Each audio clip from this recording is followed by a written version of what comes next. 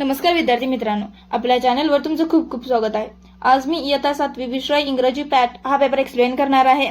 तर व्हिडिओ पूर्ण पहा, कारण की मी जे पण प्रश्न तुम्हाला देणार आहे ते तुमच्या पेपरमध्ये तुम्हाला उद्या दिसतील। तर प्लीज पूर्ण व्हिडिओ पहा, जेणेकरून तुमचा एकही प्रश्न मागे राहू नये। व्यवस्थित तुम्ही पेपर सोडवा आणि पैकीच्या पैकी मार्क तुम्ही पाडा। व्हिडिओमध्ये पुढे जाण्याआधी जर का तुम्ही व्हिडिओला लाईक केला नसेल तर व्हिडिओला लाईक करा, चॅनलला सबस्क्राईब करा, तुमच्या मित्रमैत्रिणींपर्यंत हा व्हिडिओ शेअर करा आणि व्हिडिओला हाईप करायला विसरू नका। तर चला व्हिडिओ आपण चालू करूया। प्रश्न पहिला पाहूया। पहिला आपण ओरल सेक्शन पाहूया, नंतर आपण रिटन सेक्शनकडे वळूया। तर ओरल सेक्शनचे प्रश्न आपण पाहूया। तर चला प्रश्न पहिला दिलेला बघा, respond the questions orally based on the question situation. इथे तुम्हाला what will you do in the given situation, इथे तुम्हाला काही सिच्युएशन दिलेले आहेत, त्या सिच्युएशन मध्ये तुम्ही काय कराल हे तुम्हाला तिथं ओरली सांगायचं आहे, तोंडी सांगायचं आहे। तर तुम्हाला इथं दिलेलं आहे सिच्युएशन, ते तुम्ही व्यवस्थितपणे पाहून घ्या आणि स्वतः त्याचं प्रिपरेशन करून घ्या घरीच। 5 मार्कांसाठी तुम्हाला ओरली प्रश्न विचारलेला आहे। तर दुसऱ्या प्रश्नाकडे आपण वळूया। क्वेश्चन 2 दिलेले बघा, read or sing the given poem with proper rhythm, intonation and actions. तुम्हाला खाली एक काही पोयम दिलेले आहे, तिचं तुम्हाला टायटल दिलेलं बघा, हाऊ डो द लिटल बिझी बी। इथे तुम्हाला दिलेली आहे ही पोयम, ते तुम्हाला तालासुरामध्ये गाऊन तुमच्या टीचरांना ऐकवायची आहे। ही पोयम तुम्हाला 5 मार्कांसाठी आहे, तर व्यवस्थितपणे वाचायचे। पुढील प्रश्न आपण पाहूया। रिटन सेक्शनची बघा, रायटिंग सेक्शन चालू होत आहे। प्रश्न तिसरा दिलेला आहे बघा, read the passage carefully and solve the activities. इथे तुम्हाला खाली एक पॅसेज दिलेला आहे, ते व्यवस्थितपणे तुम्हाला वाचून घ्यायचं आहे। त्याच्या आधारे तुम्हाला काही प्रश्न विचारणार आहेत, ते तुम्हाला सोडवायचे। त्यासाठी तुम्हाला हे पूर्ण पॅरेग्राफ आहे ते व्यवस्थितपणे वाचून घ्यायचं आहे। 8 गुणांसाठी या पॅरेग्राफवर आधारित तुम्हाला प्रश्न विचारणार आहे। तर चला प्रश्न पाहूया। प्रश्न दिलेला आहे बघा, इथं ए दिलेला आहे, write whether the following sentences are true or false. तुम्हाला काही स्टेटमेंट दिलेले आहे बघा। पहिला दिलेला आहे, the children were happy in the giant's garden, आणि दुसरं दिलेलं आहे, the giant had returned to his garden after 70 years. हे तुम्हाला 2 सेंटेन्सेस दिलेले आहेत, ते ट्रू आहेत की फॉल्स आहेत ते तुम्हाला सांगायचं आहे। 2 गुणांसाठी तुम्हाला प्रश्न विचारलेला आहे। प्रश्न बी दिलेला आहे बघा, complete the following web diagram. इथे तुम्हाला वेब डायग्राम दिलेली आहे, त्याच्यामध्ये तुम्हाला सांगितलेलं आहे जायंट्स गार्डन, त्याची तुम्हाला स्पेशालिटी सांगायची आहे किंवा त्या गार्डनमध्ये काय काय होतं ते तुम्हाला तिथं सांगायचं। जसं की त्याने सांगितलं की जायंट गार्डनमध्ये काय होतं, ब्युटिफुल फ्लॉवर्स होती, तर तुम्ही तसं लिहायचंय, फ्रूट होती, बर्ड होती, सॉफ्ट ग्रीन ग्रासेस, हे तुम्हाला लिहायचंय। सी दिलेला बघा, match the column A and B appropriately any two, कोणत्याही तुम्हाला दिलेला आहे बघा। कॉलम ए मध्ये दिलेला आहे रिच ग्राफ ग्रीन, आणि बी मध्ये दिलेला आहे व्हॉइस ग्रास फ्रूट। हे तुम्हाला जोड्या व्यवस्थित योग्य लावायचे आहेत। मी इथं लावलेले आहे, तुम्ही बघून घ्या आणि तुम्ही पण ट्राय करा। 2 गुणांसाठी तुम्हाला सोपा प्रश्न विचारलेला आहे। पुढील प्रश्न आपण पाहूया। तर चला प्रश्न डी विचारलेला आहे, डू ॲज डायरेक्टेड। पहिला विचारलेला आहे, the bird sat on the trees, identify the tense. हे तुम्हाला प्रश्न दिलेला आहे, त्याच्यामध्ये तुम्हाला 4 ऑप्शन दिलेला आहे। पहिला ऑप्शन दिलेला आहे सिंपल प्रेझेंट टेन्स, दुसरा दिलेला आहे सिंपल पास्ट टेन्स, सी दिलेला आहे सिंपल फ्युचर टेन्स। हे तुम्हाला 3 ऑप्शन दिलेले आहेत, त्यापैकी तुम्हाला योग्य ऑप्शन लिहायचं आहे। तुम्हाला वाक्य दिलेलं आहे, त्याचं तुम्हाला काळ ओळखायचंय, कोणत्या काळामध्ये ते लिहिलेलं आहे। दुसरा प्रश्न दिलेला आहे, one day the giant come back. हे तुम्हाला दिलेलं वाक्य आहे, pick out the noun in the sentence. Noun कोणता आहे, नाम कोणता आहे त्या वाक्यातील तुम्हाला लिहायचंय। जायंट हे नाम आहे, तर तुम्ही तिथे लिहायचंय। प्रश्न 4 दिलेला आहे बघा, read the following extract and do the activities. A दिलेला आहे, choose the correct alternative from the given. हे तुम्हाला दिलेलं आहे बघा, आणि त्याच्यामध्ये तुम्हाला ब्रॅकेटमध्ये काही शब्द देणार आहे, त्यापैकी तुम्हाला योग्य शब्द निवडायचा आहे आणि उत्तर लिहायचं आहे। तर पहिला दिलेला आहे बघा प्रश्न, who should not read this poem. हे तुम्हाला दिलेलं आहे, आणि ब्रॅकेटमध्ये तुम्हाला पोएट और रीडर हे तुम्हाला सांगितलेलं आहे, तर त्याचं उत्तर काय येणार आहे, रीडर। दुसरा दिलेला आहे, in what manner does the poet address his reader. पहिला दिलेला आहे पोएट पोलाइटली, आणि दुसरा दिलेला आहे अँग्रीली, तर त्याचं उत्तर काय येणार आहे, अँग्रीली। 2 मार्कांसाठी तुम्हाला सोपा प्रश्न विचारलेला आहे।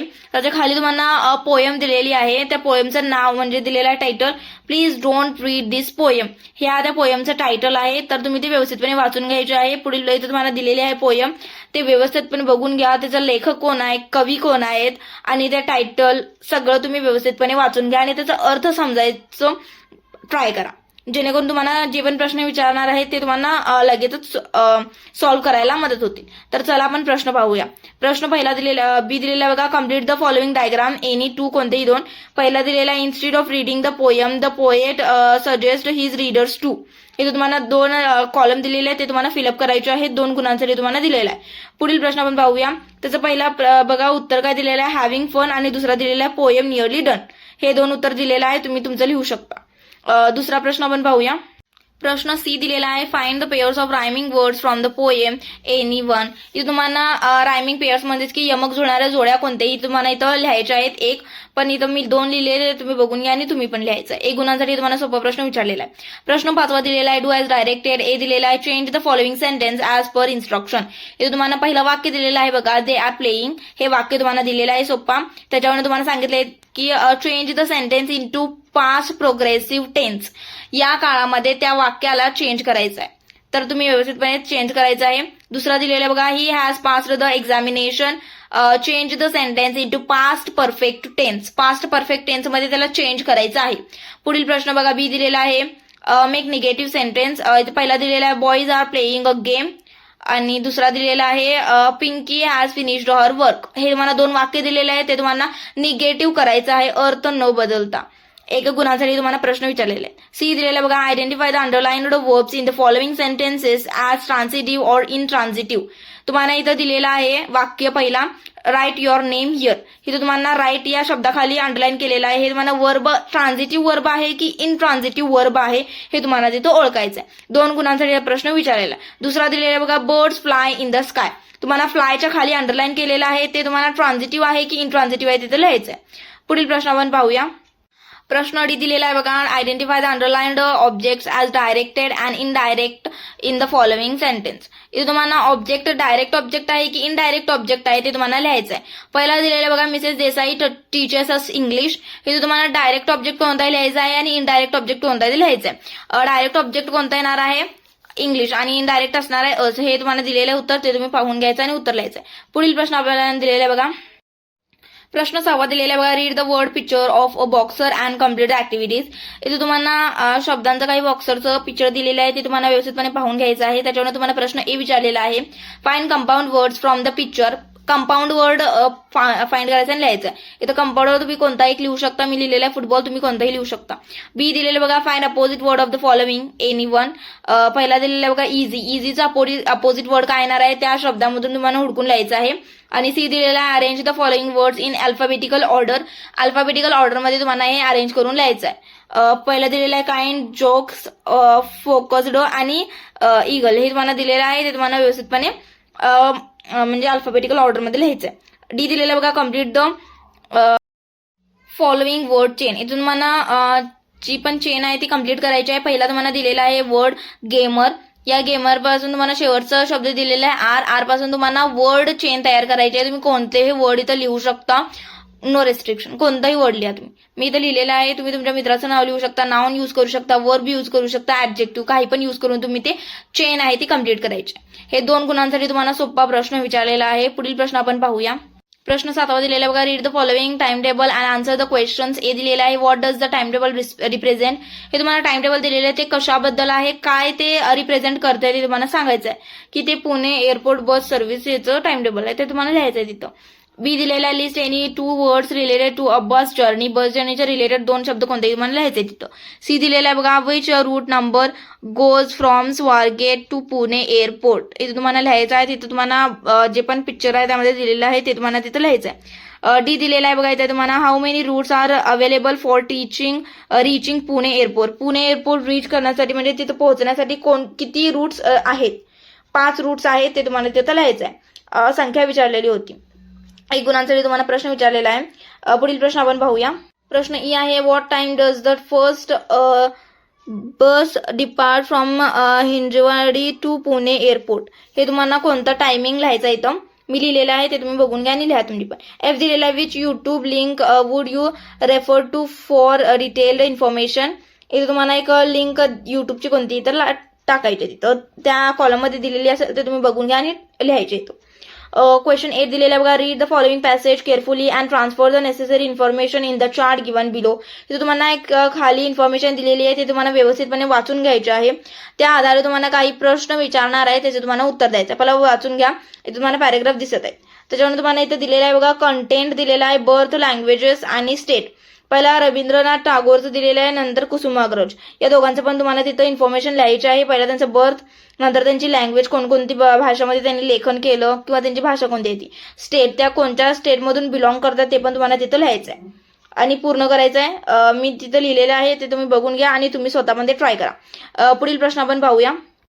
प्रश्न 9 दिलेला आहे बघा, write a note of thanks to your parents on receiving a new bicycle as shown in the diagram. इथे तुम्हाला दिलेली आहे सायकल, त्या तुमच्या मम्मी पप्पानं तुम्हाला गिफ्ट केलेली आहे.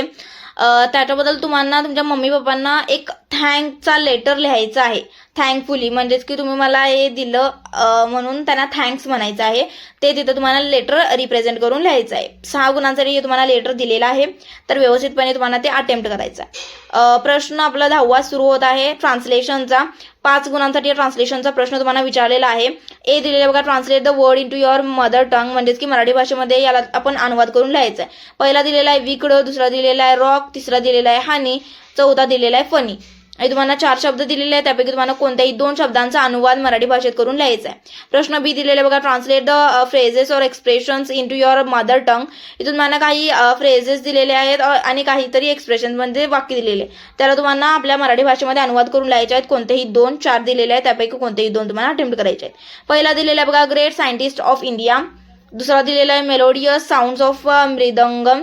तिसरा दिलेला आहे blue waters of the ocean आणि चौथा दिलेला आहे डिस्कव्हरी ऑफ रामन इफेक्ट. हे तुम्हाला 4 वाक्य दिलेले आहेत, त्यापैकी तुम्हाला कोणत्याही 2 वाक्यांना आपल्या मराठी भाषेमध्ये अनुवाद करून लिहायचे आहेत. 2 गुणांसाठी तुम्हाला प्रश्न विचारलेला आहे. प्रश्न सी तुम्हाला दिलेला आहे खाली, translate the sentences into your mother tongue, म्हणजेच की तुम्हाला खाली काही सेंटेन्सेस देणार आहेत, त्यापैकी तुम्हाला कोणतेही 2 सेंटेन्स देणार आहे, त्यापैकी कोणताही तुम्हाला 1 सेंटेन्स आपल्या मराठी भाषेमध्ये अनुवाद करून लिहायचा आहे. 1 गुणांसाठी तुम्हाला प्रश्न विचारणार आहे. तर आपण पहिला वाक्य दिलेला बघा, please don't read this poem, आणि दुसरा दिलेला आहे Rabindranath Tagore was a great writer. हे तुम्हाला 2 वाक्य दिलेले आहेत, ते तुम्हाला ट्रान्सलेट करून लिहायचं आहे आपल्या मराठी भाषेमध्ये. कोणताही एक तुम्ही अटेम्प्ट करू शकता किंवा दोन्ही पण अटेम्प्ट केलं तर काही हरकत नाही. व्हिडिओ शेवटपर्यंत पाहण्यासाठी धन्यवाद. जर का तुम्ही व्हिडिओला लाईक केला नसेल तर व्हिडिओला लाईक करा, चॅनलला सबस्क्राईब करा, तुमच्या मित्रमैत्रिणींपर्यंत हा व्हिडिओ शेअर करा आणि व्हिडिओला हाईप करायला विसरू नका. धन्यवाद.